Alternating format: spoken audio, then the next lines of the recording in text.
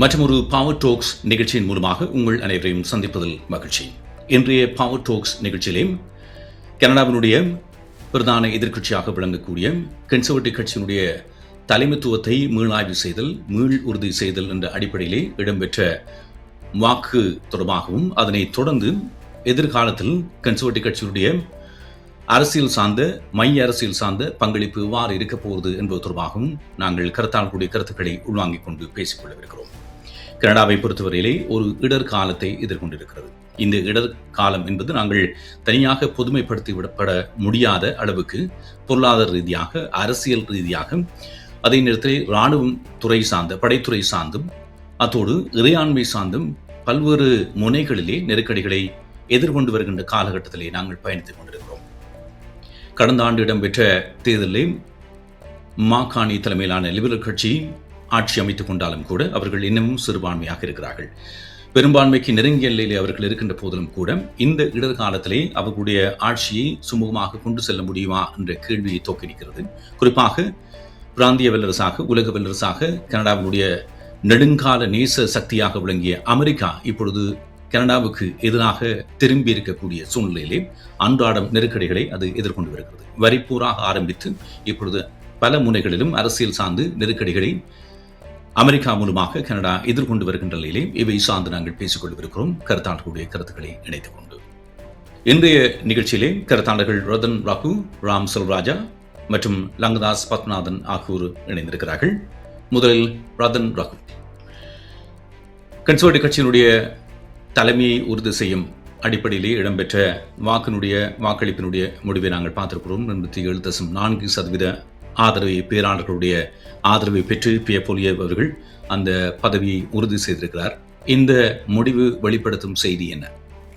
இல்லை, கன்சர்வேட்டிவ் பார்ட்டிக்குள்ள ஒரு ஒற்றுமை ஈனம் இல்லை என்ற கருத்தை இந்த முடிவு முடிவுக்கு கொண்டு வந்திருக்கிறது. அதாவது கன்சர்வேட்டிவ் பார்ட்டிக்குள்ள ஒற்றுமை இருக்கிறது என்று இன்றைய நிலைமையில் எங்களுக்கு ஒரு முறையான ஒரு எதிர்க்கட்சி அவசியம். அந்த வகையில் இது சந்தோஷப்பட வேண்டிய விஷயம். கன்சர்வேட்டிவ் பார்ட்டி ஒரு முறையான தலைமையோட தொடர்ந்து இயங்க போகின்றது என்று. ஆனாலும் இதே கல்கரியில் இந்த கான்ஃபரன்ஸ் நடக்கிற அதே சமயம் ஒன்டாரியோவில் ஒன்டாரியோ கன்சர்வேட்டிவ் பார்ட்டியும் இதே மாதிரி ஒரு கான்ஃபரன்ஸை நடத்தியிருந்தது. உள்ளுக்குள்ள இன்டர்னலாக கன்சர்வேட்டிவ் பார்ட்டிக்குள்ள ரீஜனலாக இருக்கிற ஒற்றுமைகள் வெளியால் தெரிய வர்ற சந்தர்ப்பம் இருக்கிறது. மற்றது இன்றைக்கு கியூபெக், அல்பர்ட்டா போன்ற மாகாணங்கள் பிரிவினை கோரிக்கையை முன்வைக்கின்றன. இப்போ இதற்கு இந்த கன்சர்வேட்டிவ் பார்ட்டி என்ன சொல்ல போகின்றதுன்றது அவற்றை தலைமை உரையில் தெளிவாக வரவில்லை. அதே சமயம் வெளிநாட்டு கொள்கை, அதாவது மாக்காணியின் வெளிநாட்டு கொள்கைக்கு எதிராக அல்லது அவரது பாசிட்டிவ் அண்ட் நெகட்டிவை பற்றி கூட இவரது உரையில் வரவில்லை. குறிப்பாக ட்ரம்பை பற்றி கதைக்க மறக்கின்றார். அது அவரது தந்திரமா அல்லது மூலோபாயமா அல்லது தற்சமயம் இதை தவிர்க்கின்றாரா அல்லது அதை செயல்படுத்தினால் அதற்கு எதிரான எதிர்வினை ஒன்று ட்ரம்பால் வரும், அது தனது கட்சியை பாதிக்கும் என்று நினைக்கிறாரோ தெரியவில்லை. ஒட்டுமொத்தத்தில் ஒரு விஷயத்தில் நான் உறுதியாக இருக்கிறேன். ஓகே, ஒரு முறையான எதிர்கட்சி ஒன்று அடுத்த இது மைனாரிட்டி கவர்மெண்ட்ல எப்பயும் ஒரு எதிர்கட்சிக்கு ஒரு முக்கிய பங்கு இருக்கிறது. அந்த வகையில் கன்சர்வேட்டிவ் பார்ட்டி தொடர்ந்து முறையாக இயங்கும். இப்போ கடந்த காலங்களில் கூட கன்சர்வேட்டிவ் பார்ட்டி ஒரு முறையான எதிர்கட்சியாக இயங்கியதுன்றது மறப்பதற்கில்லை. அந்த வகையில் என்ன என்டிபி ட்ரூடோவோடு இணைந்து செயல்பட்டிருந்தார். அப்போ கன்சர்வேட்டிவ் பார்ட்டி தான் ஒரு எதிர்கட்சி, மற்றது பிரிவினவாத கட்சி. அப்போ அந்த வகையில் நாங்கள் சந்தோஷப்பட வேண்டும். ஓகே, கனடாவில் ஒரு முறையான எதிர்கட்சி இருக்கிறது. ஆளுங்கட்சி செய்கின்ற செயற்பாடுகள் அல்ல நடவடிக்கைகளை கேள்வி கேட்கறதுக்கு ஒரு கட்சி இருக்கிறது. அது ஒரு ஸ்ட்ராங்காக இருக்கிறது. உள்ளுக்குள்ள பிரிவினையோ அல்லது உடையாமல் ஸ்ட்ராங்காக இருக்கிறது. அது ஜனநாயக இதை பொறுத்தவரையில் ஒரு முக்கியமான விஷயம். ராம் செல்வராஜா, இந்த வாக்குகளின் பின்னர் அவருடைய அந்த விகிதாசார வெற்றி என்பது 87.4% என்பது 2005ஆம் ஆண்டு இதே போன்ற ஒரு தலைமைத்துவ மீளாய்வு செய்யப்பட்ட பொழுது அப்போதைய ஒரு பலமிக்க கன்சர்வேட்டிவ் கட்சி தலைவராக விளங்கிய ஸ்டீஃபன் ஹாப்பர் அவர்கள் பெற்றதை விட அதிகமானதாக பார்க்கப்படுகிறது. அவர் 84% ஆதரவை பெற்றிருந்தார். இப்பொழுது அதை விட இதுவரையில் இந்த தற்போது இருக்கக்கூடிய கன்சர்வேட்டிவ் கட்சி கட்டமைப்புகள் அதிக ஆதரவை அவர் பெற்றிருக்கிறார் பேராளர்கள் மத்தியிலே என்பது செய்தியாக இருக்கிறது. உங்களுடைய பார்வை என்ன? இது நாங்கள் ஒன்று பார்க்க வேண்டும். இது அவருக்கு ஒரு நேச்சுரலாக கிடைச்ச ஒரு ஓட் என்று சொல்லிடாது. ஏனென்றால் இவர்கள் மாதக்கணக்காக கன்சர்வேட்டிவ் பார்ட்டி பியர் பொலிவியருடைய டீம் அங்கே வர்ற டெலிகேட்ஸ் எல்லாரோடையும் ஒன் கால்ஸ் மேக் பண்ணி ஈவன் பியர் பொலிவியர் கூடி கால் பண்ணி தான் இந்த ஓட்டை எடுத்தது இருக்கின்றது. ஏனென்றால் இவருக்கு இதிலே ஒரு 70% எடுத்திருந்தால் கூடி இவருக்கு ஒரு டிசாஸ்டராக இருந்திருக்கு. நாங்கள் பார்க்க வேண்டும். அதிலே 2 MP மேயர் கன்சர்வேட்டிவ் பார்ட்டியிலேருந்து லிபரலுக்கு போயிருந்தார். மற்றும் வேறு சிலர் கூடி அங்கே லிபரலுக்கு மாறும் அந்த மாதிரியும் ஒரு கதை அடிபட்டு கொண்டிருந்தது. மற்றொன்று நாங்கள் கவனிக்க வேண்டும். இதே வீக்கெண்ட் ஒன்டாரியோவில் பிசி பார்ட்டியினுடைய கன்வென்ஷன் நடந்தது. ஸோ அப்போ எத்தனை பேர் ஒன்டாரியோவில் இருக்கின்ற கன்சர்வேட்டிவ் பார்ட்டி உறுப்பினர்கள் கேலகரிக்கு போனார்கள் என்ற ஒரு கேள்வியும் நாங்கள் பார்க்க வேண்டும். மிக முக்கியமாக நாங்கள் அந்த புள்ளி விவரங்களை பார்க்கும் பொழுது ஊடகங்களை பார்த்த புள்ளி விவரங்களை கன்சர்வேட்டிவ் பார்ட்டி ஒரு 4% தான் லிபரலுக்கு பின்னாலே இருந்ததை காணக்கூடிய இருந்தது. ஆனால் பியர் பொலிவியருக்கும் மார்கானிக்கும் இருக்கின்ற டிஃப்ரென்ஸ், அந்த பிரைம் மினிஸ்டர் பிரைம் மினிஸ்டர் ஆகலாம் என்று பார்த்தால் 28% மார்கானி முன்னுக்கு நிற்கின்றார். ஸோ இதிலே ஒன்று கெனடியன்ஸுக்கு விளங்குற அந்த லீடர்ஷிப் குவாலிட்டி, கட்சி பாலிட்டிக்ஸை விட்டு லீடராக இருக்கக்கூடியது கனடாவுக்கு பிரைம் மினிஸ்டராக இருக்கக்கூடிய என்று சொன்னால் அது இப்போவும் மார்கானி தான் முன்னுக்கு இருக்கின்றார் என்பதை நாங்கள் லங்கதாஸ் பத்மநாதன், உங்களுடைய பார்வை என்ன, அவதானிப்பு என்ன இந்த முடிவின் பின்னர்? பியர் பொலிவியர் இந்த கட்சி தலைமைக்கான மீளுறுதி வாக்கெடுப்பிலே வெற்றி பெற்றிருந்தது ஆச்சரியமல்ல. ஆனால் அவருக்கு உண்மையாக தேவைப்பட்டிருந்தது ஒரு 95% ஆதரவு. ஏனென்றால் 2500 பேராளர்கள் அவர்கள்தான் வாக்களித்தார்கள். அந்த 2500 பேரிலும் அவர் கட்சியிலே கடந்த தேர்தலுக்கு முன்னர் இருந்து தேர்தலுக்கு பின்னர் வரை எதிர்கொண்ட எதிர்ப்பிற்கு அதை சமாளிப்பதற்கு அவருக்கு ஒரு 95% ஆதரவு இருப்பது மிக பிரதானமானதாக பார்க்கப்பட்டது. அதில் இருந்து 87.4 88% என்பது என்னுடைய எதிர்பார்ப்பை பொறுத்தமட்டிலே குறைவானது. 2-3 விடயங்களை இதிலே முக்கியமானதாக பேச வேண்டும். ஒன்று, கடந்த தேர்தல் காலத்திலும் தேர்தலுக்கு முன்னரும் பின்னரும் அந்த தேர்தலிலே கன்சர்வேட்டிவ் கட்சி யாரை தங்களுடைய வேட்பாளர்களாக நிறுத்தியது என்ற கேள்வியிலே கட்சி மட்டத்திலே மிக பெரிய ஒரு அதிருப்தி ஒன்று தலைமை மீதும் தலைமை பியர் பொலிவியருடைய குழு மீதும் இருந்தது. யார் வேட்பாளர்களாக நிறுத்தப்பட்டார்கள், அந்த தொகுதியிலே முறையான வகையிலே வேட்பாளர் தேர்தல்கள் நடைபெறவில்லை, பல வேட்பாளர்கள் பாராசூட் பண்ணப்பட்டார்கள், அதன் மூலமாகத்தான் தாங்கள் அந்த தேர்தலை தோற்றோம் என்ற ஒரு எண்ணப்பாடு ஒன்று கன்சர்வேட்டிவ் கட்சியினர் அடிமட்டத்திலே இருக்கிறது.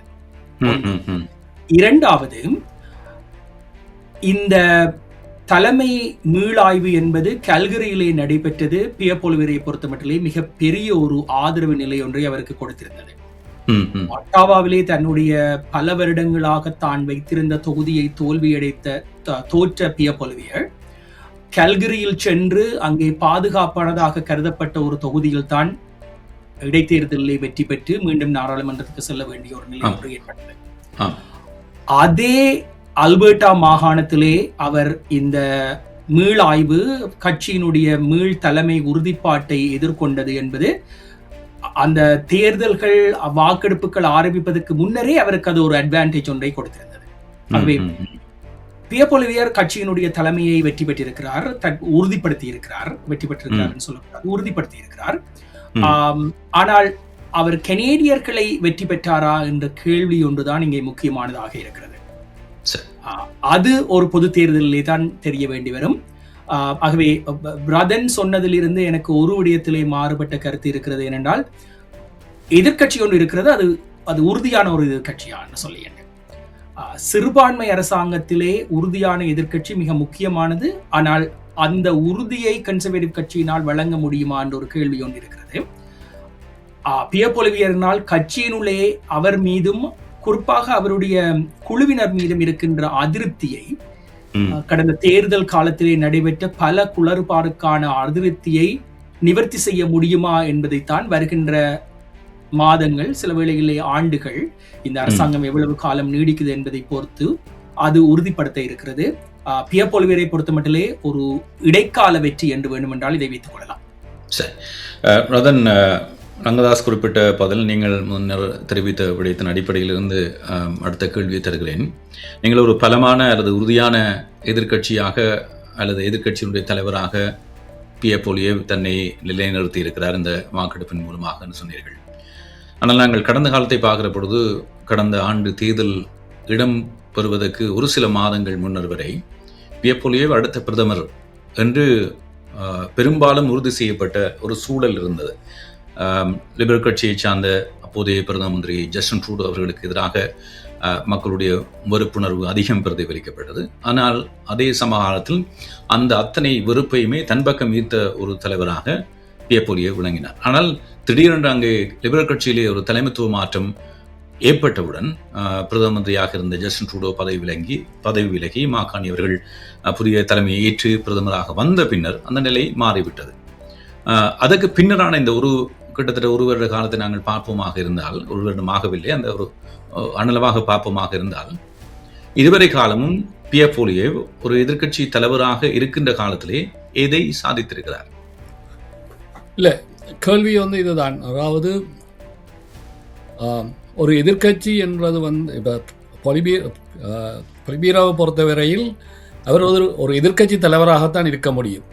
அவரால் ஒரு ஆளுங்கட்சி அல்லது ஒரு பிரதமராக வர முடியுமா இல்லையா என்று கேட்டால், பிரதமராக வருவதற்கான தகுதி அவரிடம் இல்லை என்றதான் எனது கருத்து. எதிர்கட்சியில் என்ன அடிப்படையில சொல்லுவீர்கள் என்றால், ஒருவேளை மாகாணி அவர்கள் லிபரல் கட்சியினுடைய ஆட்சியாளராக தலைமைத்துவ பொறுப்பை ஏற்கவில்லை என்றால், அந்த காலகட்டத்திலே தேர்தல் நடைபெற்றிருந்தால் பியர் பொலிவேர் வருவதற்கான வாய்ப்பு தான் இருந்தது. இல்லை, ஜஸ்டின் ட்ரூடோ ரிசைன் பண்ணி மாகாணி வராமல் வேறு ஒருவர், கிறிஸ்டின் ஃப்ரீலாண்டும் வராமல் வேறு ஒருவர் வந்திருந்தால் கூட இந்த இவ்வாறான ஒரு முடிவு வந்திருக்கலாம். அதாவது லிபரல் மைனாரிட்டி கவர்மெண்ட் ஃபார்ம் பண்ணியிருக்கலாம். இப்போ மக்களுக்கு முன்னால நீங்கள் போய்க்க நீங்கள் ஒரு நல்ல எதிர்க்கட்சியாக இருக்கலாம், ஆனால் அதற்காக நீங்கள் ஒரு நல்ல பிரதமராக இருப்பீர்கள் என்றது உறுதி இல்லை. பொலிவேராவை பொறுத்தவரையில் ஜஸ்டின் ட்ரூடோவை பேக் பெஞ்ச் எம்பிஸை தூண்டிவிட்டு ஜஸ்டின் ட்ரூடோ வெளியேற்றினதில் இவருக்கு மிகப்பெரிய பங்கு இருக்கிறது. கிட்டத்தட்ட ஆல்மோஸ்ட் 99.9% இவர் தான் பிரதமர் என்று உறுதிப்படுத்தப்பட்ட நிலையில் இருக்கேக்க நீங்கள் என்னத்துக்காக ஜஸ்டின் ட்ரூடோ வெளியால் அனுப்பினீர்கள்? இதை இந்த கட்சிகள், கன்சர்வேட்டிவ் கட்சி இதுவரையில் கேள்வி கேட்கல. உண்மையாகவே கன்சர்வேட்டிவ் கட்சி ஆட்சி அமைக்க வேண்டும் என்று விரும்பியிருந்தால் ஜஸ்டின் ட்ரூடோ வைத்துக்கொண்டு தேர்தலை நடத்தியிருக்கோம். ஏற்கனவே மாகாணி லிபரல் பார்ட்டிக்குள்ள அடுத்த நிலைக்கு வருகின்றார் என்பது முன்கூட்டியே இவர்களுக்கு தெரியும். மாகாணி வந்தால் கன்சர்வேட்டிவ் பார்ட்டி எவ்வாறு இதனை எதிர்கொள்வது என்பது கூட அவர்கள்ட்ட கணவர் அதை பற்றி கூட கலந்துரையாடி இருப்பார்கள். ஏன் இந்த முடிவை எடுத்தார்கள் என்ற கேள்வி இருக்கிறது. அவ்வாறு பொதுவாக ஜஸ்டின் ட்ரூடோவை சம்பந்தமான கன விஷயங்களை கன்சர்வேட்டிவ் பார்ட்டி வழியாக கொண்டு வந்திருக்கிறது. ஜஸ்டின் ட்ரூடோ சம்பந்தப்பட்ட ஒரு பிம்பத்தை உடைத்ததில் கன்சர்வேட்டிவ் பார்ட்டிக்கு பிரதான பங்கு இருக்கிறது. அப்போ அந்த வகையில் அதுவும் போன மைனாரிட்டி கவர்மெண்ட் என்டிபியும் லிபரலும் இணைந்து செயல்பட்டார். ஒரே ஒரு எதிர்கட்சி பிளாக் ஐபேக்கம் இவர்களும் தான். அவர்கள் ஒரு பிரிவினவாத கட்சி. அப்போ சென்ட்ரலைஸ் பண்ணப்பட்ட கட்சி என்று பார்க்க கன்சர்வேட்டிவ் கட்சி தான். அந்த விஷயத்துல கன்சர்வேட்டிவ் கட்சி ஒரு முறையான எதிர்கட்சியாக செயல்பட்டு இருக்கிறது. கன விஷயங்களை வெளியால் கொண்டு வந்திருக்கிறது, உடைத்திருக்கிறது. அதை தவிர அடுத்த கட்டத்துக்கு ஒரு எதிர்கட்சி தன்னை ஒரு ஆளுங்கட்சியாக மாற்றுவதற்கான தகுதி இருக்கா இல்லையான்றது கேள்வி இருக்கிறது. அப்ப ஜஸ்டின் ட்ரூடோ இருந்த தகுதி என்னென்று மாகாணி வந்தவுடன் போனதென்றால், நீங்க அங்க தலைவர்களுக்குரிய தகுதியை தான் அங்க ஒப்பிட்டு பார்க்கப்பட்டிருக்கிறது. சரி, அது குறிப்பாக இப்போ மாகாணின்ற கடைசியாக சுவிஸில் நடந்த எக்கனாமிக்கல் ஃபோரத்தில், வேர்ல்டு எக்கனாமிக்கல் ஃபோரத்தில் நடந்த பேச்சுக்கு பிறகு மாகாணிக்கான விருப்பு வாக்குகள், அதாவது மாகாணியை விரும்புபவர்கள் எண்ணிக்கை அபிப்பிராய வாக்கெடுப்பில் அதிகமாக இருக்கிறது. கிட்டத்தட்ட 25% கேப் இவர்கள் இரு தலைவர்களுக்கு இடையில் இருக்கிறது. இப்போ மீண்டும் ஒரு தேர்தல் நடந்தால் கூட மாகாணி திருப்பி மைனாரிட்டி கவர்மெண்ட்டோ மெஜாரிட்டி கவர்மெண்ட்டோ ஃபார்ம் பண்ணுறதுக்கான சான்சஸ் அதிகமாக இருக்கிறது. இப்போ நீங்கள் கேட்குற ஒரு கேள்வியில நியாயம் இருக்கு.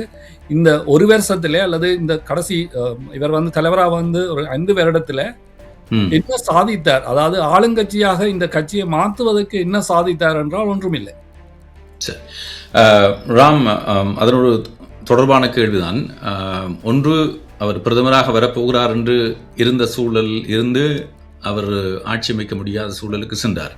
ஆனால் அதைவிட தன்னுடைய தேர்தல் தொகுதியிலேயே அவர் தன்னுடைய ஆசனத்தை தக்க வைக்க முடியாமல் தோற்றுப்போனார். அதன் பின்னர் அவருக்காக கன்சர்வேட்டிவ் கட்சியைச் சேர்ந்த ஒரு உறுப்பினர் தன்னுடைய ஆசனத்தை விட்டுக் கொடுத்ததன் காரணமாகத்தான் மீளவும் தேர்தல் இடைத்தேர்தல் இடம்பெற்று அதன் மூலமாக இவர் தன்னுடைய தலைமை பொறுப்பை ஏற்றிருக்கிறார். ஆனால் இப்பொழுது கேள்வி என்னவென்றால், தேர்தல் நடைபெறுவதற்கு முன்னர் இருந்த பியர் பொலியேவ், தேர்தலுக்கு பின்னரான பியர் பொலியேவ், அதன் பின்னர் அவர் ஒரு சரியான தலைவராக இருக்க முடியுமா என்ற கேள்வியை உறுதி செய்வதற்கான அவருடைய கட்சி மட்டத்தில் இந்த செல்வாக்கை மீளுறுதி செய்வதற்கான இந்த முடிவுகளின் பின்னர் நீங்கள் அந்த அவருடைய செல்வாக்கை, அந்த ஆளுமையை எவ்வாறு பார்க்கிறீர்கள்?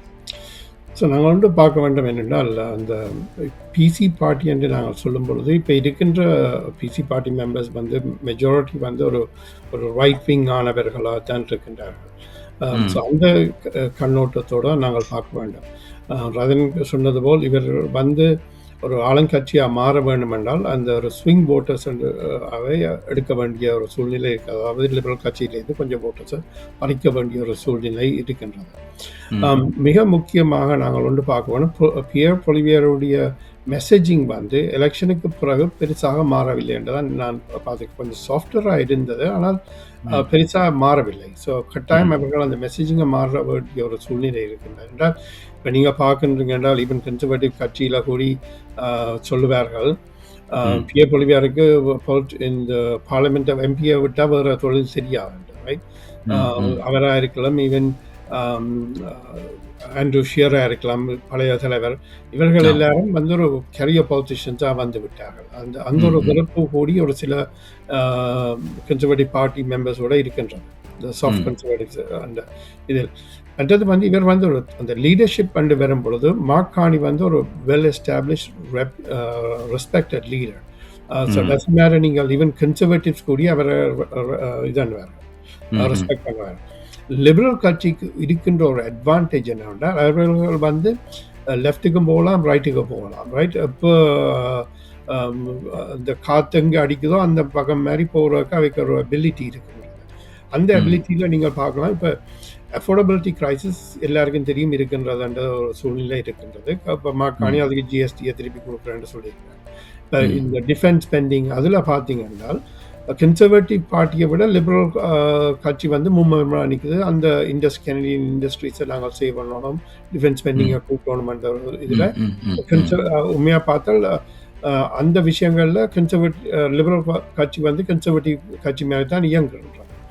அடுத்தது நாங்கள் பார்க்குறோம், கெனடியன்ஸுக்கு வந்து இப்போ இருக்கின்ற சூழ்நிலைகளை, அமெரிக்காவோட இருக்கின்ற இந்த ஃப்ரீ ட்ரேட் இஷ்யூவால் அவர்களுக்கு வந்து ஒரு அப்பிடைட் இல்லை. ஒரு அடுத்த வருஷமோ அடுத்த வருஷம் ஒரு எலெக்ஷன் வைக்கிறதுக்கு ஒரு அப்பிடைட் இல்லாத மாதிரி தான் தெரிகின்றது. அவர்களுக்கு அந்த மார்க் கார்னிக்கு ஒரு சான்ஸ் கொடுக்க வேண்டும். மார்க் கார்னி தன்னுடைய முயற்சியை மேக்சிமம் ட்ரை பண்ணுறாருன்றது அவர்களுக்கு தெரிகின்றது. அன்றதை நாங்கள் கவனிக்க வேண்டியதான் முக்கியமான விஷயம். லங்கதாஸ், இதிலே பியர் பொலியேவை பொறுத்தவரையிலே ஜஸ்டின் ட்ரூடோ ஆட்சி காலத்திலேயே அவருடைய கடுமையான விமர்சனங்கள் அல்லது மிகவும் அவரை நிலைக்குறைய வைக்கின்ற அளவுக்கு இவருடைய பேச்சாற்றில் இருந்ததை நாங்கள் பார்த்திருக்கிறோம்.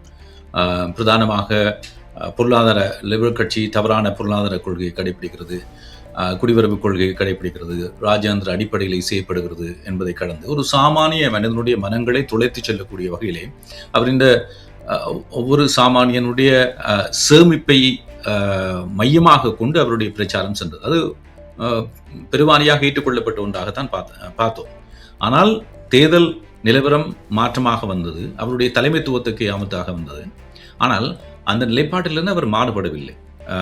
மீளவும் நாடாளுமன்றம் சென்றதிலிருந்து அந்த ஒரு சாமானியனுடைய சேமிப்பை இலக்கு வைத்து, செலவினத்தை இலக்கு வைத்து, பணவீக்கத்தை இலக்கு வைத்து தான் அவருடைய பிரச்சாரங்கள் இருக்கின்றன. இந்த நிலையிலே இப்போது ஒரு மீளவும் தன்னுடைய தலைமைத்துவ பொறுப்பை உறுதி செய்திருக்கக்கூடிய அவர் எவ்வாறு எதிர்காலத்தில் ஒரு ஆளுமை மிக்கவராக, ஆதிக்கம் மிக்கவராக நாடாளுமன்றத்திலே பார்க்கப்படுவார், கனேடிய அரசியலிலே பார்க்கப்படுவார். உண்மையிலேயே உதயன், இதை கொஞ்சம் பின்னோக்கி பார்த்தோம் என்றால் 2 விடயங்கள் இங்கே முக்கியமானது. ஒன்று, இன்றைய கன்சர்வேட்டிவ் கட்சி உண்மையிலேயே பிசியா, புரோகிரசிவ் கன்சர்வேட்டிவா என்று கேட்டால் இல்லை. அவர்கள் அந்த பிக் சி என்று சொல்லப்படுகின்ற ஒரு கன்சர்வேட்டிசம் என்ற ஒரு நிலைப்பாட்டை கொண்ட ஒரு கட்சியாக இருக்கிறது. அதன் ஒரு உதாரணம் என்னவென்றால், அவருடைய இந்த தலைமைத்துவ மீளாய்வு வாக்கெடுப்புக்கு முன்னர் அவருடைய உரையிலே அல்பர்டாவையும் கியூபெக்கையும் பிரிந்து செல்கின்ற விடயத்தை தொட்டார். ஆனால் அதை பற்றி பெரிய அளவிலே அவர் கருத்து தெரிவிக்கவில்லை. அவருடைய எதிர்பார்ப்பு என்னவாக இருக்கிறது என்றால், அந்த பிரிந்து செல்கின்ற மனநிலை கொண்டவர்களுடன் கன்சர்வேட்டிவ் ஆதரவு நிலைப்பாடு கொண்டவர்கள் இருக்கிறார்கள், அவர்கள் தனக்கான ஒரு வாக்கு வங்கியாக இருப்பார்கள் என்று சொல்லி. ஆனால் உண்மையிலேயே பியர் பொலிவியரோ கன்சர்வேட்டிவ் கட்சியோ கனடாவினுடைய ஆட்சியை வெற்றி பெற வேண்டும் என்றால் கியூபெக்கும் ஒன்டாரியோவும் முக்கியம். ஒன்டாரியோவிலும் கியூபெக்கிலும் என்ன நடக்கிறது என்பது, அவர்களுக்கான வாக்குகள் எந்த அளவிலே வருகிறது என்பது முக்கியம். அதை பியர் பொலிவியரும் அவருடைய குழுவினரும் கருத்தில் எடுக்கிறார்களா என்ற ஒரு முதலாவது ஒரு கேள்வி ஒன்று இருக்கிறது. இரண்டாவது, ரதன் சொன்ன ஒரு கருத்தோடு நான் உடன்படுகிறேன், இன்னொரு கருத்தோடு மறுதளிக்கிறேன். ஒன்று, ஜஸ்டின் ட்ரூடோவினுடைய ஆட்சியை கன்சர்வேட்டிவ் கட்சியும் பியர் பொலிவியரும் விமர்சித்த அளவிற்கு ஜஸ்டின் ட்ரூடோவை வைத்துக்கொண்டு இந்த தேர்தலை எதிர்கொண்டிருக்க வேண்டும் என்ற விடயம் உங்களுடைய நிகழ்ச்சியிலும், தேர்தல் காலத்திலே நடைபெற்ற ஒரு நிகழ்ச்சியிலும் நான் அந்த கருத்தை தெரிவித்திருந்தேன். அவரை வைத்துக்கொண்டு இந்த தேர்தலை எதிர்கொண்டிருந்தால் கொஞ்சம் இலகுவாக இருந்திருக்கும் என்று. ஆனால் பியர் பொலிவியரும் கன்சர்வேட்டிவ் கட்சியும் எதிர்பார்க்காத ஒரு விடயம் என்னவென்றால், எங்களுக்கு அண்மைய நாட்டிலே இருந்து உருவாகிய ஒரு மிகப்பெரிய ஒரு பூதம், அல்லாவிடில் ஒரு பலூன், அந்த பலூன் எப்பொழுது ஊதும் எப்பொழுது வெடிக்கும் என்ற ஒரு உறுதியான நிலைப்பாடு இல்லாத நிலையிலே மக்கள் உலகளாவிய ரீதியிலே, பொருளாதார ரீதியிலே மிகப்பெரிய சாதனைகளை மேற்கொண்டதாக பார்க்கப்படுகின்ற கனேடிய மத்திய வங்கி, இங்கிலாந்து மத்திய வங்கிகளை வழிநடத்திய இறுக்கமான காலங்களிலே வழிநடத்திய ஒருவரை நாட்டினுடைய தலைவராக மீண்டும் தெரிவு செய்தார்கள். அது ஓரளவுக்கு பியர் பொலிவியர் தான் வைத்திருந்த திட்டத்திலிருந்து அவரை கொஞ்சம் வழி நகர்த்தி சென்று விட்டது என்பதுதான் உண்மை. இன்றைய நிலையிலே பியர் பொலிவியர் எதிர்கொள்ளக்கூடிய மிகப்பெரிய சவால் என்னவென்று கேட்டால், மார்க் கார்னியை விட அது டொனால்ட் ட்ரம்பாகத்தான் இருக்க முடியும். டொனால்ட் ட்ரம்பை எவ்வாறு எதிர்கொள்வது என்பதற்கு பியர் பொலிவியருக்கு மிகப்பெரிய ஒரு சங்கடம் ஒன்று இருக்கிறது. எதிர்கட்சியாக தலைவராக இருந்து கொண்டு என்னவற்றையும் சொல்லிவிடலாம். பிரதமராக வருகின்ற போது நீங்கள் என்ன சொல்ல போகிறீர்கள் என்பதுதான் முக்கியம். பியர் பொலிவியர் அந்த ஃபைன் லைனை இன்னும் கண்டுபிடிக்கவில்லை என்று நான் நினைக்கிறேன். மார்க் கார்னி அந்த ஃபைன் லைனிலே சரியாக நடக்கிறார் என்று நான் நினைக்கிறேன். அதை கனேடியர்கள் சரியாக புரிந்து கொள்கிறார்கள். அவர்களுடைய வாக்கு அந்த வகையில் தான் செல்ல போகிறது. ஆகவே பியர் பொலிவியர் அந்த ஃபைன் லைனை கண்டுபிடிக்க வேண்டும். மீண்டும் எப்பொழுது தேர்தல் நடைபெறப் போகிறதோ அதற்கு முன்னர் அதை கண்டுபிடிக்காவிட்டால் பியர் பொலிவியர் இன்னும் ஒரு முறை எதிர்கட்சி தலைவராகத்தான் இருப்பார். அவருக்கு அந்த அனுமதி கட்சியினால் மீண்டும் வழங்கப்படுமா, இன்னும் ஒரு தேர்தல் ஒன்றை அவர் தோற்றால் அவர் மீண்டும் தலைவராக நீடிப்பதற்கான அனுமதியை கட்சி வழங்குமா என்ற கேள்வி ஒன்று, அது தனியொரு ஒரு நிகழ்வுக்கான பேச்சாக இருக்கு. இதிலே ரதன் அவருடைய இந்த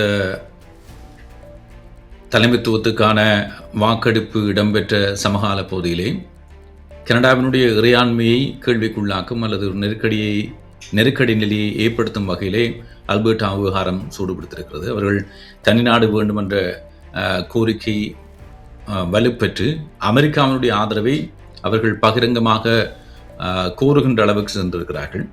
இறுதியாக கிடைத்த தரவுகளின் பிரகாரம் 3 முறைக்கும் அதிகமாக ட்ரம்ப் நிர்வாகத்தை சந்தித்திருக்கிறார்கள். இறுதியாக ஒரு ரெஃபரண்டம், ஒரு சர்வஜன வாக்கெடுப்பு இடம்பெற்றால் உடனடியாக ஒரு தனிநாட்டை நிர்வாகம் செய்கின்ற அளவுக்கு கடன் அடிப்படையிலே $500 பில்லியன் அவர்கள் கொடுத்துதவ வேண்டும் என்ற கோரிக்கையை கேட்டிருக்கிறார்கள்.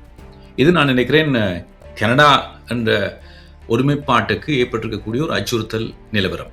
இதனைத்தான் கனேடிய அரசியல் தலைவர்களும் பல்வேறு வகைகளிலே பிரதிபலித்து வருகிறார்கள் என்பது புரிகிறது. ஆனால் என்னுடைய கேள்வி, இதில் எல்லோரும் குறிப்பிட்ட ஒரு விடயம் சரியாக தெளிவுபடுத்தாத அந்த ஃபைன் லைனை தொட்டு செல்லாத வகையிலே அவர் நடந்து கொள்கிறார் என்று சொன்னாலும் இதை தவிர்த்துவிட்டு யாருமே பயணிக்க முடியாது.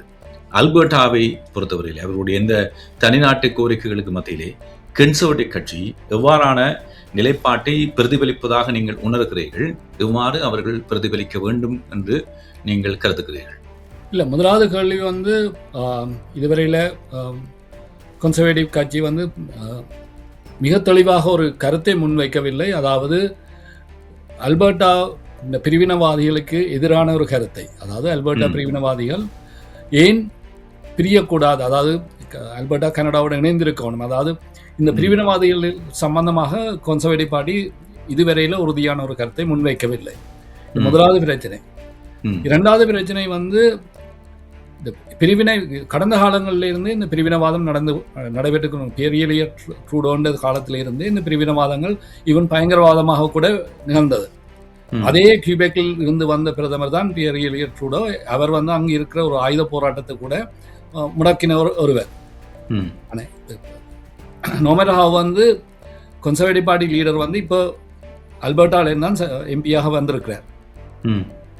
அவர் வந்து அந்த தனது மாகாணத்துக்கு என்ன கருத்தை முன்வைக்கின்றார் என்ற கேள்வி இருக்கிறது. கன்சர்வேட்டிவ் பார்ட்டியை பொறுத்தவரையில் கன்சர்வேட்டிவ் பார்ட்டி பிரிவினவாதிகளுக்கு ஆதரவாக செயல்பட்டு கனடாவை உடைக்குமாயின் அது வந்து கனடாவின் ஒரு கட்சியாக இருக்க முடியாது. அதான் இருக்கிற முன்னுக்கு இருக்கிற கேள்வி. இப்ப பிரிவினவாதிகள் வெற்றி பெறுவார்களோ இல்லையோன்றது இரண்டாவது கேள்வி. ஆனால் நான் என்னுடைய கண்ணில் பட்ட தரவுகளின் அடிப்படையிலே ஓரளவுக்கு பார்க்குற பொழுது கன்சர்வேட்டிவ் கட்சியிலே உறுப்பினர்கள் மத்தியிலே ஒரு குறிப்பிட்ட எண்ணிக்கையானவர்கள், சதவீதமானவர்கள் பிரிவினையை ஆதரிக்கிறார்கள் என்ற செய்தி கிடைக்கிறது.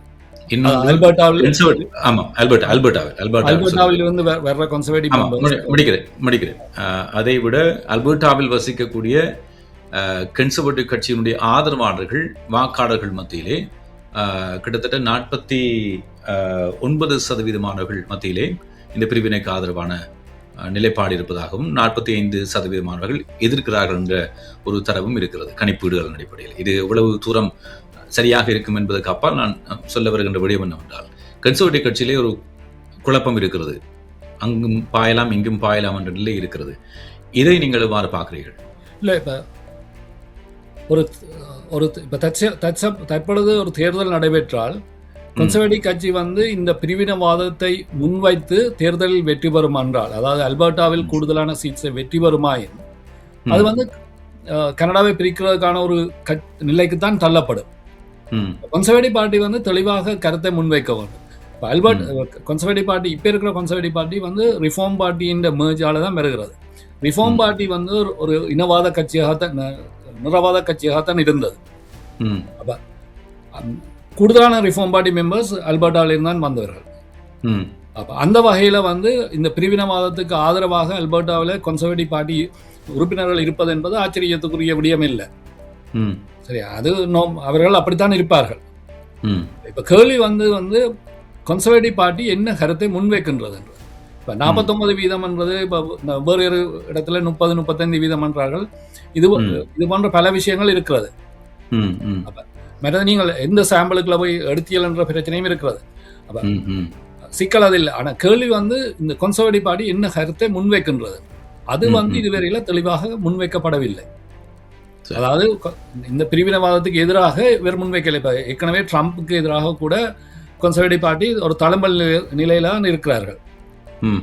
சரியா, இப்போ ஈவன் அந்த டக்ஃபோர்ட் ஆட் சம்பந்தமாக கூட லிபரல் பார்ட்டிக்கு அது முதலே தெரிந்ததுன்றது கருத்தை தான் முன்வைத்தார்கள் ஒழிய டக்ஃபோர்டுக்கு அவர்கள் கூறவில்லை இந்த ஆட் வந்து நீங்கள் போட்டது பிழை என்று கூறி. அப்ப இந்த நிலைமை தான் கன்சர்வேட்டிவ் பார்ட்டிகள் இருக்கிறது. அப்ப இந்த பிரிவினவாதம் சம்பந்தமாக இவர்கள் ஈவன் கியூபெக் சம்பந்தமாக அவர்கள் ஒன்றுமே சொல்லவில்லை. சரி, இதிலே நான் ராம் செல்வராஜா உங்களிடம் வருகிறேன். இங்கிலாந்திலே நடந்த மிக கவனத்தை பெற்ற அல்லது ஒரு வரலாற்று முக்கியத்துவம் வாய்ந்த சர்வஜன வாக்கெடுப்பு என்பது இந்த பிரெக்சிட் விவகாரம் சார்ந்தது. அதிலே இங்கிலாந்துக்கு அதனுடைய எதிர்காலத்துக்கு எது சிறந்த தெரிவாக இருக்கும் என்ற முடிவை எடுக்கின்ற பொறுப்பு அல்லது ஜனநாயக அடிப்படையிலே மக்களிடம் வழங்கப்பட்டிருந்தாலும் கூட அப்போதைய ஆட்சியாளராக இருந்த கன்சர்வேட்டிவ் கட்சியைச் சேர்ந்த டேவிட் கமரன், தொழிற்கட்சியினுடைய தலைவர் அடுத்த நிலையில் இருக்கக்கூடிய இடதுசாரி தலைமைத்துவ கட்சிகள், இந்த 3 பிரதான கட்சிகளுடைய தலைவர்களும் ஒன்றாக பிரச்சாரம் செய்தார்கள். பிரெக்சிட் வேண்டாம், பிரெக்சிட்டுக்கு ஆதரவாக வாக்களிக்காதீர்கள், அந்த நாட்டுக்கு, அந்த நாட்டினுடைய எதிர்காலத்துக்கு அது பாதிப்பாக போய்விடும் என்று. ஆனால் மக்கள் கேட்கவில்லை. அதனுடைய பிரதிபலிப்பை நாங்கள் இப்பொழுது அடுத்து அதுக்கு பின்னரான காலங்களிலே பார்த்திருக்கிறோம். ஆனால் இங்கே அதற்கு நிகராக நாங்கள் பார்ப்போமாக இருந்தால் 2 முனைகளிலே அந்த ஆபத்துகள் இருக்கின்றன. ஒன்று பிரிவினை என்ற அடிப்படையில், ஒன்று ஏற்கனவே எங்களுக்கு தெரிந்த கிபெக், இப்பொழுது சூடுபிடித்திருக்கக்கூடிய விவகாரம் அல்பர்டா விவகாரம். இந்த விவகாரத்தை பொறுத்தவரையிலே ஒரு தேசிய ஒருமைப்பாடு என்று வருகின்ற பொழுது கட்சி வேறுபாடுகளை கடந்து அந்த நாட்டினுடைய இறையாண்மையை பாதுகாக்க வேண்டும் என்பதற்காக உழைக்க வேண்டிய பொறுப்பு அரசியல் வேறுபாடுகளை கடந்து எல்லா தலைவர்களுக்கும் இருக்கிறது. இதிலே பியர் போலியேவ் எங்கு நிற்கிறார்? அவருடைய பங்கு எவ்வாறு இருக்க போகிறது? இதில் என்ன வேண்டும், நாங்கள் ஒரு மிக முக்கியமான ஒரு விஷயம் விளங்க வேண்டும். அல்பர்டாவில் இருக்கிற கன்சர்வேட்டிவ் கட்சியும் எங்களோட கன்சர்வேட்டிவ் பார்ட்டி ஆஃப் கனடாவுக்கும் ஒரு வித்தியாசம் இருக்கின்றது. அந்த மிக முக்கியமான விஷயம் என்னவென்று சொன்னால், அல்பர்டாவினுடைய கன்சர்வேட்டிவ் கட்சி வந்து அந்த வைல்ட் ரோஸ் பார்ட்டியினுடைய மிக முக்கியமான பங்கு இருக்கின்றது அல்பர்டாவுடைய கன்சர்வேட்டிவ் கட்சி.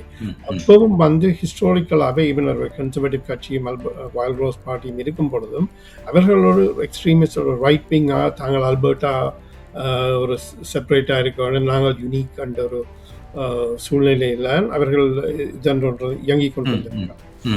ஸோ இப்போ ஒரு கன்சர்வேட்டிவ் கட்சி தலைவர் ரெண்டு வரும் பொழுது, ஒரு கெனடியன் கன்சர்வேட்டிவ் கட்சி தலைவர் அவர் நாட்டை, என்னுடைய கேள்வி மைய அரசியலை பொறுத்தவரையிலே அப்ப நாட்டை உண்டா வைக்க வேண்டிய கட்டாயம் அவருக்கு இருக்கின்றது. ஏன்னா நாட்டை தான் பிரிக்க போறேன்னு சொன்னால் ஓய்வில் அந்த ஒரு இன்க்ளினேஷன் கொடுத்தால் கூடி மற்ற இடங்கள்ல அவர் ஒரு ஓட்டும் வெளியிடாது. மிக முக்கியமாக ஒன்டாரியோ, இப்போ நாங்கள் பார்க்கின்றோம் ஒன்டாரியோவில் வந்து இக்கனாமிக் ஜெனரேஷன் எவ்வளவோ நடந்து ஒரு the heart of Canadian economy என்று சொன்னால் ஒன்டாரியோ தான், ஒரு டைவர்சிஃபைடு இக்கானமி. அல்பர்டாவில் ஆயில் இல்லாட்டா எல்லாம் படுத்துப்போம், ரைட்? நாளைக்கு வெனிசுவேலா ஃபுல்லாக பம்ப் பண்ண தொடங்கினா என்றால் அங்கே ஆயில் ப்ரைஸ் விழுந்தால் அல்பர்டா மூடிக்கொண்டு கொண்டு படுக்க வேண்டியது, right? So that's the reality அந்த கெனடியன் இக்கானமியில் பார்க்கும்போது. ஸோ அந்த இதில் வந்து ஒரு தலைவரும் ஈவன் ஒரு மாகாண ஒரு ப்ரொவின்ஷியல் லீடராக இருந்தோண்டு நான் பிரிய போகிறேன் எனக்கு செலவு தாங்கன்னு கேட்டுக்கொண்டிருக்கலாம்.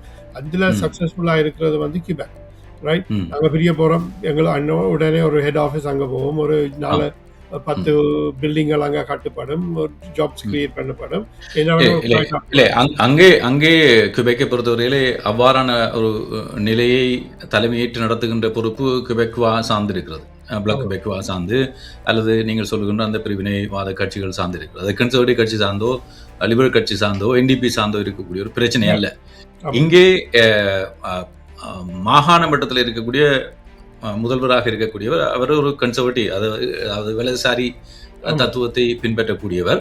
அவர் மைய அரசியலோடு நீங்கள் சொன்னது போல நாங்கள் இணைக்க முடியாவிட்டாலும் கூட அங்கே இருந்து அந்த கன்சர்வேட்டிவ் தளத்திலிருந்து தான் அந்த குரல் வருகிறது, சரியா?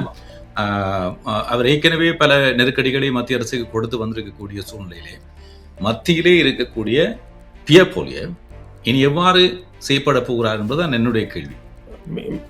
சரியான ஒரு கேள்வி. ஆனால் நான் நினைக்கின்றேன் அவர் ஒப்போசிஷனில் லீடராக இருக்க மட்டும் அவர் வந்து அந்த கேள்விக்கு பதில் கொடுக்க தேவையில்லை, ரைட்? அவர் அஃபோர்டபிலிட்டி அதை பற்றி தான் கழிச்சு கொண்டு போகிறார் ஒழிய அந்த நாட்டை உண்டாக இணைத்து வைத்திருக்க வேண்டிய பொறுப்பு வந்து மாகாணிதான் விடும் பிரைம் மினிஸ்டராக. இல்லை, அதுதான் ஆபத்து என்று நான் சொல்லுகிறேன். ஏனென்றால் ஒரு நாட்டை இறையாண்மை உள்ள நாடாக, ஒரு ஒருமைப்பாடு மிக்க நாடாக காக்க வேண்டியது, அதை மக்களுக்கு தெளிவுபடுத்த வேண்டியது எல்லா பிரதான கட்சிகளுடைய தலைமை பொறுப்பு, மிக மிக பொறுப்பு வாய்ந்த பண்பு. அதுக்காகத்தான் நான் பிரெக்சிட் விவகாரத்திலே பிரித்தானிய தலைவர்கள் நடந்து கொண்டதை சொன்னேன். ஆனால் இங்கே ஏற்கனவே NDP பலவீனமாக இருக்கிறது அவர்களுடைய தலைமைத்துவ விவகாரத்திலே. கிபெக்வாவை பொறுத்தவரையில் அவர்கள் அங்கே இன்னொரு கோணத்தில் சிந்தித்துக் கொண்டிருக்கிறார்கள். ஆகவே அந்த பொறுப்பு லிபரல் கட்சி, கன்சர்வேட்டிவ் கட்சி, ஆட்சியாளர், எதிர்கட்சி, இந்த இரண்டு தலைவர்களிடம் மட்டும்தான் இருக்கின்றது. ஆனால் அதில் பார்க்க வேண்டும், அந்த சிச்சுவேஷனை நேவிகேட் பண்ற திறமை வந்து பியர் பொலிவியரிடம் இல்லை என்றதை நாங்கள் கவனிக்க வேண்டும். ஏன்னா இன்னும் பியர் பொலிவியர் வந்து தான் ஒரு லீடர் என்றதை டெமான்ஸ்ட்ரேட் பண்ணவில்லையோ. ஒரு எல்லாரும் கத்தலாம், ரைட்? நானும் பொலிட்டிஷியன் தான், எனக்கும் தெரியும் எப்படி ப்ராப்ளத்தை சால்வ் பண்ணணும், அஃபோர்டபிலிட்டி கிரைசிஸ் அது கத்தி கொண்டு தெரியலாம் இல்லையா? எப்படி அதை கொண்டு ஆக்களை சேர்த்து கொண்டு முன்னுக்கு கொண்டு போகிறதுன்றது பியர் பொலிவியரிடம் இல்லை. லங்கதாஸ், அமெரிக்க ஜனாதிபதி டொனால்ட் ட்ரம்பை பொறுத்தவரையிலே அவர் ஒரு இடைக்காலத்தில் இருக்கக்கூடிய ஜனாதிபதி என்பதை கடந்து அவர் வகுக்கக்கூடிய கொள்கை திட்டங்கள் எதிர்காலத்திலும் பக்க விளைவுகளை ஏற்படுத்தக்கூடியன. நாங்கள் கடந்த நிகழ்ச்சியிலே பேசிக்கொண்டது போல இது ஒரு டீப் ஸ்டேட் செட்டப்பாக இருக்குமாக இருந்தால், அந்த மூலோபாய வகுப்பாக இருந்தால் அது தொடர்ச்சியாக சங்கிலி தொடராக தாக்கங்களை ஏற்படுத்தும். ஆனால் இந்த நிலையிலே டொனால்ட் ட்ரம்ப் அவர்களுடைய செயற்பாடு என்பது ஒன்று பொருளாதார ரீதியாக எவ்வாறு கனடாவை பலவீனப்படுத்தலாம் என்பதிலே மிக தீவிரமாக செய்யப்பட்டு வருகிறார். ஒன்று டெரிஃப் விவகாரம், மற்றது யாரோடு நாங்கள் ஒப்பந்தம் செய்ய வேண்டும். சீனா விவகாரத்திலே ஒப்பந்தம் செய்யப்பட்டு வரையறுக்கப்பட்ட ஒப்பந்தம் செய்யப்பட்டதுக்கே அவர் எங்களுக்கு தண்டனை கொடுப்பேன், பனிஷ்மெண்டாக 100% வரியை கொடுப்பேன் என்று எச்சரிக்கின்ற அளவுக்கு இருக்கிறார். இன்னொரு புறத்திலே அல்பர்டா பிரிந்து செல்வதற்கான அதுக்காக செய்யப்படுகின்ற தரப்பை அழைத்து 3 முறை குறைந்தபட்சம் பேசியிருக்கிறார். அவர்கள் நேரடியாக ட்ரம்ப் நிர்வாகத்திடம் பண உதவி கேட்கிற அளவுக்கு சென்றிருக்கிறார்கள் என்றால், இந்த வேளையிலே இந்த தலைமைத்துவ ஒருமைப்பாட்டு விவகாரத்திலே பியர் பொலிவியருடைய பங்கு எவ்வாறு இருக்க போகிறது? பியர் பொலிவியருடைய பங்கு மிக முக்கியமானது. ஆனால் அவள் உறுதியான ஒரு நிலைப்பாடு என்று எடுக்க முடியாத ஒரு காலகட்டத்தை தான் அவர் தொடர்ந்தும் தன் பக்கம் இருந்து நிலைநிறுத்துவார். கன்சர்வேட்டிவ் கட்சியை பொறுத்த மட்டிலே உதயன், கியூபெக் ரெஃபரண்டம் 95ஆம் ஆண்டு நடந்த போதும் அதற்கு முன்னரும் கியூபெக் பிரிவினைவாதத்தை கோருகின்ற போது எல்லாம் பெரும்பான்மையாக கன்சர்வேட்டிவ் கட்சி அதை எதிர்த்து தான் வந்திருந்தது. பிரையன் மெல்ரோனி 95ஆம் ஆண்டு ரெஃபரண்டம் நடந்த போது அதை எதிர்த்திருந்தார். ஆனால் அப்பொழுது இருந்தது, நான் முன்னர் சொன்னது போல, அது ப்ரோக்ரெசிவ் கன்சர்வேட்டிவ். மிகப்பெரிய ஒரு மாற்றம் ஒன்று இருக்கிறது. அந்த மாற்றத்தை தான் பலரும் பேசுகின்ற போதும், இதை பற்றி கருத்திலே தெரிவிக்கின்ற போதும் அதை தாண்டி செல்கிறோமா அல்லாவிடில் அதை வசதியாக இக்னோர் பண்ணி செல்கிறோமா தெரியவில்லை. இரண்டாவது, அல்பர்டாவிலே 37 தொகுதிகள் இருக்கின்றன பெடரல் ரீதியிலே. நான் நினைக்கிறேன் பியர் பொலிவியருடைய இந்த இடைத்தேர்தலோடு சேர்ந்து கன்சர்வேட்டிவ் கட்சிக்கு 34 அல்லாவிடில் 35 தொகுதிகள் கன்சர்வேட்டிவ் கட்சி வசம் இருக்கிறது. ஆகவே அல்பர்டா வாசிகளை இன்னும் மகிழ்ச்சிப்படுத்துவதன் மூலமாக கன்சர்வேட்டிவ் கட்சி ஆகக்கூடியதை 2 ஆசனங்களையோ 3 ஆசனங்களையோ வெற்றி பெறலாம். மீண்டும் அவர்களுக்கான ஆட்சி என்று வருகின்ற போது அது ஒன்டாரியோவிலும் கியூபெக்கிலும் தான் நடைபெற வேண்டும். கியூபெக்கிலே பிரிவினைவாதத்துக்கான ஆதரவு நிலைப்பாடு எந்த அளவுக்கு இருக்கிறது என்பது ஒரு கேள்விக்குறிதான். ஆக கூடியதாக என்ன நடைபெறலாம் என்றால், கியூபெக்கிலே பாடி கியூபெக்குவாவோ அல்லாவிடில் பிளாக் கியூபெக்குவாவோ எவ்வாறான ஒரு பிரிவினைவாத எண்ண கோட்பாடுகளை கொண்ட ஒரு கட்சியாக உருவானதோ, அல்பர்டாவிலே அப்படி ஒரு பெடரல் கட்சி ஒன்று உருவாவதற்கு ஒரு சாத்தியக்கூறு இருக்கிறது. அது கன்சர்வேட்டிவ் தளத்திலிருந்துதான் அவர்களுடைய ஆதரவைத்தான் பெருமளவிலே பெறும். அந்த ஒரு பயம் ஒன்று கன்சர்வேட்டிவ் கட்சிக்கு, குறிப்பாக அல்பர்டாவை தளமாக கொண்ட, அல்பர்டாவை பின்னணியாக கொண்ட பியர் பொலிவியருக்கு இருக்கிறது. இதிலே ஒரு விடயம் ஒன்று இருக்கிறது என்னவென்றால், மாக்கானி அல்பர்டாவை பின்னணியாக கொண்டு வருவர், பியர் பொலிவியர் அல்பர்டாவை பின்னணியாக கொண்டு வருவர். இன்று நீங்கள் பேசுகின்ற இந்த டொனால்ட் ட்ரம்பினுடைய இந்த அச்சுறுத்தல்களும் அல்பர்டாவை தான் பெருமளவிலே கொண்டிருக்க போகின்றன. டேனியல் ஸ்மித் அல்பர்டாவில் இருக்கின்ற ஒரு முதல்வர். அவர் டொனால்ட் ட்ரம்ப் நிர்வாகத்தோடும் டொனால்ட் ட்ரம்போடும் நல்ல நெருக்கமான உறவுகளை கொண்டு வருவர். பியர் பொலிவியர் மாத்திரமல்ல, மாக்கானியும் இன்னும் உறுதியான நிலைப்பாடுகளை தொடர்ந்து, அவர் ஏற்கனவே தெரிவித்து வருகின்ற நிலைப்பாடை இன்னும் தொடர்ந்து தெரிவிக்க வேண்டிய ஒரு தேவை ஒன்று இருக்கிறது. அவருக்கு அல்பர்டாவிலே வாக்கு வங்கி நினைத்த அளவுக்கு இல்லாமல் விட்டு போனாலும், அல்பர்டா என்பது இன்றைய நிலையிலே மிக முக்கியமான ஒரு மாகாணமாக பார்க்கப்பட வேண்டியது தேசிய ரீதியிலே, பொது ரீதியிலே பார்க்கின்ற போது. அந்த 37 என்ற இலக்கத்தை மாத்திரம் பார்க்காமல் அதன் மூலமாக ஏற்பட போகின்ற பாதிப்பு என்ன என்பதை பார்க்க வேண்டும். என்னை பொறுத்த மட்டிலே அங்கே அந்த பிரிவினைவாத எண்ணம் ஒன்று துளிர்விட ஆரம்பித்து அது வாக்குகளாக மாறும் என்றால், அது கன்சர்வேட்டிவ்க்கு தான் மிகப்பெரிய ஒரு அடியாக இருக்கும். ஏனென்றால் அந்த பிரிவினைவாதத்தை வளர விடாமல் கன்சர்வேட்டிவ் கட்சி செய்தால் அங்கே இன்னும் ஒரு பிரிவினைவாத தேசிய கட்சி ஒன்று உருவாவதற்கான ஒரு சாத்தியக்கூறு இருக்கிறது. அந்த தேசிய கட்சி எங்கிருந்து வாக்கு வங்கியை பிரிக்கும் என்றால் அது கன்சர்வேட்டிவ் கட்சியிடமிருந்து தான் வாக்கு வங்கியை பிரிக்கும். அந்த வாக்கு வங்கி பியர் பொலிவியருக்கு மாத்திரமல்ல, இன்னும் ஒரு தலைமைக்கும் கன்சர்வேட்டிவ் கட்சிக்கான வெற்றியை, அதாவது தேசிய ரீதியிலான வெற்றியை குறைப்பதற்கான சாத்தியக்கூறுகள் தான் இருக்கின்றன. அது குறித்து பியர் பொலிவியரும் அவருடைய தலைமையும் கன்சர்வேட்டிவ் கட்சியினுடைய தலைமையும் கவனமாக இருக்கிறது. அவர்களுக்கு அதை இலகுவாக்கி கொடுப்பதற்கு டொனால்ட் ட்ரம்ப் முயலலாம். ஆனால் அதை கனேடியர்கள் எவ்வாறு எதிர்கொள்ளப் போகிறார்கள், அதை விட முக்கியமாக பிரதான கட்சிகள் அதன் தலைமைகள் எவ்வாறு எதிர்கொள்ளப் போகின்றன என்பதுதான் மிக முக்கியமான கேள்வியாக இருக்கும். அதன் அடிப்படையில் தான் ஏனைய கனடாவும் இந்த விடயத்திலே அந்த கட்சிகளுக்கான தங்களுடைய ஆதரவுகளை அடுத்த தேர்தலிலே வாக்குகளாக வழங்குவார்கள் என்பதும் என்னுடைய எதிர்பார்ப்பாக இருக்கும். சரி, நிறைவான கேள்வி தொகுதிக்கு வருகிறோம். ரதன், நாங்கள் இந்த சர்வதேச ரீதியிலான இந்த பொருளாதார நெருக்கடி, நிதி நெருக்கடி காலகட்டம் 2008-2009 அந்த காலகட்ட பகுதிகளை பார்க்குற பொழுது ஸ்டீஃபன் ஹார்ப்பர் தலைமையிலான அந்த ஆட்சி என்பது சிறப்பாக செய்யப்பட்டது என்று சொல்லிக்கொள்ளலாம். ஜிம் ஃப்ளேயர்ட்டி அவர்கள் நிதி அமைச்சராக பணியாற்றிய ஒரு காலகட்டம். அதிலே சரி, சிறப்பில்லை, அது போதுமானதாக இல்லை என்று நாங்கள் ஒரு தரப்பினுடைய வாதங்களை வைத்து கொண்டாலும் கூட அந்த இடர்காலத்திலே அந்த நாட்டை அந்த காலத்திலே நிர்வாகம் செய்வது என்பது மிகுந்த சவால் மிக்கது. ஆகவே விரும்பியோ விரும்பாமலோ மக்கள் முதல் மக்களுடைய பிரதிநிதிகள் வரையில் அதை ஆதரிக்க வேண்டிய, அவர்களுக்கு துணையாக இருக்க வேண்டிய பொறுப்பு அவசியமாக இருந்தது. அதுக்கு பின்னரான காலகட்டத்திலே ஜஸ்டின் ட்ரூடோ அவர்கள் ஆட்சியிலே தான் இந்த பேண்டமிக் என்று சொல்லப்படுகின்ற COVID-19 காலகட்டம் வந்தது. அது உலகளாவிய நெருக்கடியாக வந்தது, கனடாவுக்கும் வந்தது. அந்த நேரத்தில் எடுக்கப்பட்ட முடிவுகளுக்கு ஒட்டுமொத்த ஆதரவு இருந்தது, எல்லா மட்டங்களிலும் இருந்தது. ஆனால் அதனுடைய பக்க விளைவுகள், அதனுடைய விளைவுகள் காரணமாக ஏற்பட்ட நெருக்கடி நிலைகளை, அரசியல் குழப்பங்களை நாங்கள் கவனத்தில் எடுக்காமல் அந்த கால பகுதிகளை நாங்கள் பார்க்கின்ற பொழுது எல்லோரும் ஒற்றுமையாக செயல்பட்டார்கள். நான் கடந்த நிகழ்ச்சியிலும் கூட குறிப்பிட்டிருந்தேன். மாகாண அரசியல் தலைவர்களாக இருக்கலாம் அல்லது எதிர்க்கட்சி தலைவர்களாக இருக்கலாம், எல்லோரும் ஆதரவு வழங்கினார்கள். இப்பொழுது பொருளாதாரம், இராணுவம் சார்ந்தது, பிராந்திய ஒருமைப்பாடு, உறுதிப்பாடு, நாட்டினுடைய தேசிய இறையாண்மை உறுதிப்பாடு என்ற அத்தனை விடயங்களும் ஆபத்துக்குள்ளாக இருக்கக்கூடிய ஒரு காலகட்டம். நாங்கள் சுமூகமாக பேசுகிறோம் என்று எங்களை நாங்களே ஏமாற்றிக் கொள்ளக்கூடிய காலகட்டத்துக்குள் நாங்கள் இருக்கிறோம்.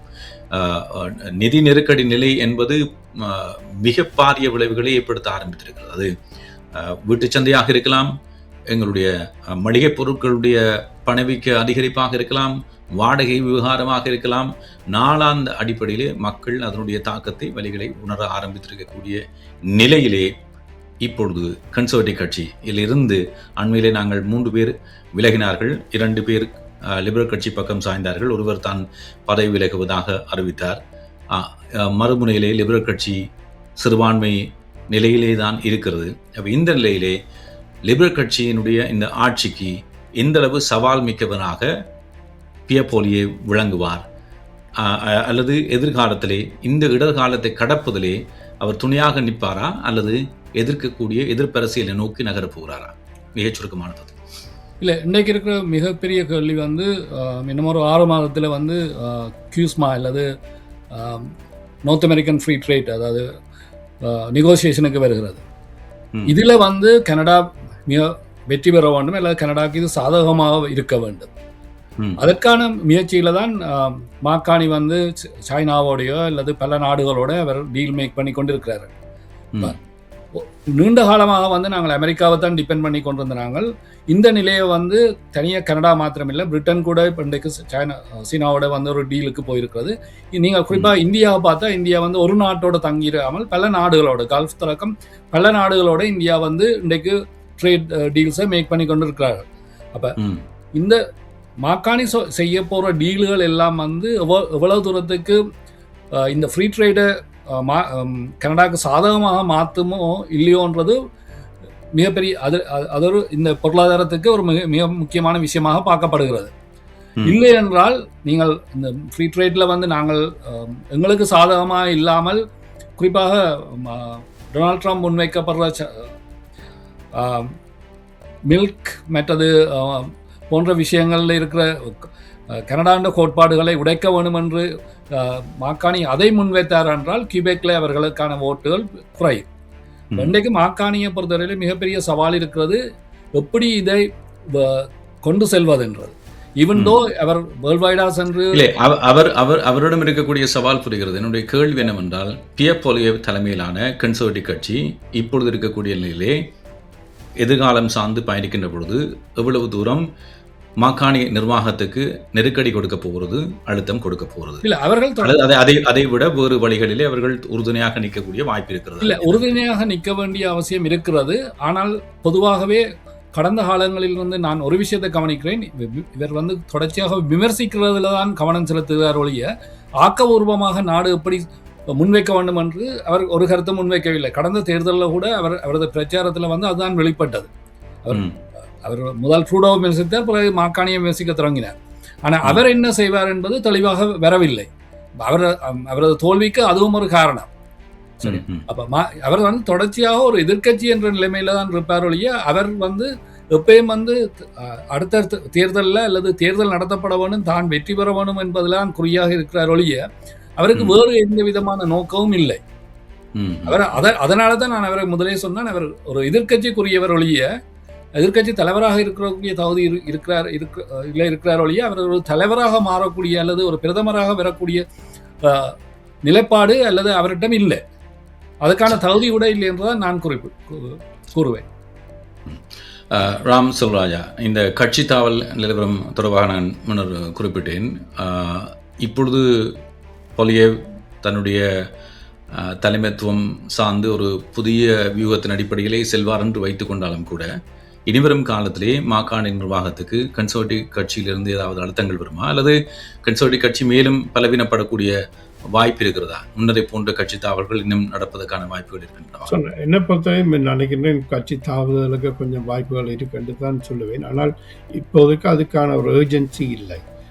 ஏனென்றால் இப்போ நாங்கள் பார்க்கின்றோம், கடந்த அரசாங்கத்தில் NDP எப்படி கொஞ்சம் நாங்கள் உங்களுக்கு சப்போர்ட் தரோம், எங்களுக்கு இப்படி இந்த விஷயங்கள் இந்த ஃபார்மா கேர் அது வேணும் என்று எடுத்தது போல் கன்சர்வேட்டிவ் கட்சி கேட்டெடுக்கலாம். ஏன்னா அப்படி கேட்டால் இப்போ இந்த அவை லிபரலோட சேர்ந்து வேலை செய்கிற மாதிரி வந்துவிடும்.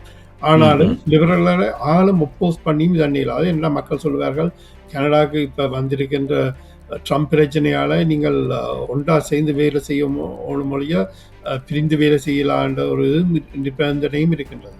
ஸோ ஒரு ஹார்ட் அண்ட் ராக் பிளேஸுகளில் இருக்கின்றார்கள். மற்றது நாங்கள் ஒன்று கவனிக்க வேண்டும், அந்த கன்சர்வேட்டிவ் இந்த கன்வென்ஷனுக்கு போகிறவர்கள் எல்லாரும் ஒரு ஹார்ட் கோ அந்த பார்ட்டிக்கு தங்களோட சில காசு செலவழிச்சு போகிறார்கள் தான் இந்த இதுகளுக்கு போவார்கள். ஸோ இதிலே அதில் போனவர்களில் தான் 87% ஓட்டை எடுத்துட்டார் ஒழிய கன்சர்வேட்டிவ் கட்சியில் 87% ஓட்டு சொல்லலாம். அதை நாங்கள் அவதானிக்கிறோம். சரி, லங்கதாஸ், எதிர்காலத்திலே இந்த மாகாணி நிர்வாகம் என்பதை கடந்து நான் அந்த தேசிய மட்டத்தில் இருக்கக்கூடிய காலகட்டத்தினுடைய நெருக்கடிகளின் அடிப்படையில் தான் கனடா அரசியலை பார்க்க வேண்டும் என்று நான் தனிப்பட்ட அடிப்படையிலே கருதுகிறேன். என்றால் டொனால்ட் ட்ரம்ப் என்ற ஒரு ஆதிக்க வரி கொண்ட ஏகாதிபத்தியவாதியை எதிர்கொள்ள வேண்டிய ஒரு சூழ்நிலையிலே கனடா இருக்கிறது. அது உடைப்புகளை இங்கே ஏற்படுத்த ஆரம்பித்திருக்கிறது என்ற நிலையிலே பார்க்கிற பொழுது கன்சர்வேட்டிவ் கட்சி எவ்வாறான நெருக்கடிகளை எதிர்காலத்திலே அரசுக்கு கொடுக்கும், அல்லது கன்சர்வேட்டிவ் கட்சியிலிருந்து இன்னமும் சிலர் தாவக்கூடிய சந்தர்ப்பங்கள் இருக்கின்றனவா? அந்த கட்சி மாறலுக்கான சாத்தியக்கூறுகள் எப்பொழுதும் இருக்கிறது உதயன். அது எந்த நேரத்திலே அது பெருமளவிலே வெளியே வரும் என்று நீங்கள் சொன்னீர்கள் என்றால் ஒரு நம்பிக்கை வாக்கெடுப்பு ஒன்று வருகின்ற காலகட்டத்தில் தான் அது நடைபெறும்.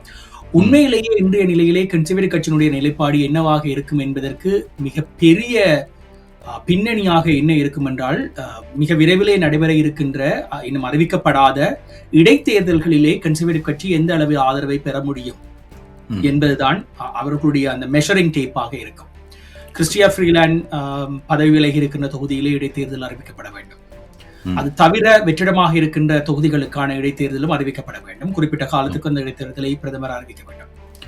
அந்த இடைத்தேர்தல்களிலே கன்சர்வேட்டிவ் வெற்றி பெறுகிறது என்பதை தாண்டியும் அவர்களுடைய ஆதரவு எந்த அளவிற்கு வரப்போகிறது என்பதுதான் கட்சியின் தலைமைக்கும் பியர் பொலிவியருக்கும் அவருடைய குழுவினருக்கும் தங்களுடைய மெசேஜை, தங்களுடைய மக்களுக்கான கருத்தியல் எந்த அளவிற்கு அவர்களை சென்றடைகிறது என்பதை வகுக்கின்ற ஒரு மெஷரிங் டேப்பாக இருக்கும்.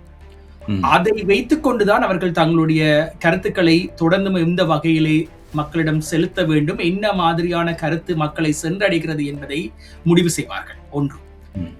NDPயை பொறுத்த மட்டிலே ஒரு தேர்தலை எதிர்கொள்ளக்கூடிய நிலையிலே அவர்கள் இப்பொழுது இல்லை. ஆகவே உடனடியாக ஒரு தேர்தல் ஒன்றை நடத்துவதற்கான சாத்தியக்கூறை அவர்கள் வாக்களிப்பின் மூலமாக ஏற்படுத்த மாட்டார்கள். ஏனென்றால் கட்சியினுடைய தலைமை ஒன்று இல்லாத ஒரு நிலை ஒன்று அவர்களுக்கு இருக்கிறது.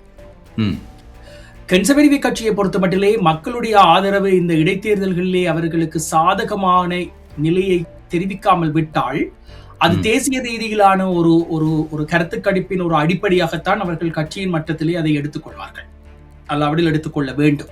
ஆகவே இந்த அடுத்த 4, 5, 6 மாதங்களுக்குள்ளே நடைபெறப் போகின்ற இந்த இடைத்தேர்தல்கள் என்ன மாதிரியான முடிவுகளை கொண்டு வரப்போகிறது?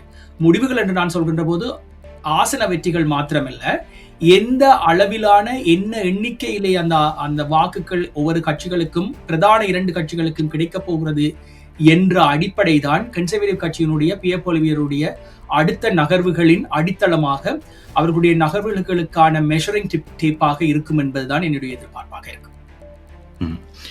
நன்றி. உங்கள் மூவருடைய நேரத்துக்கும் கருத்துக்களுக்கும் நாங்கள் தொடர்ந்து வருகின்ற வாரங்களில் சமகால நடப்பு விவகாரங்கள் சார்ந்து இந்த நிகழ்ச்சியிலே பேசிக்கொள்ளலாம். மீண்டும் சந்திப்போம். வணக்கம்.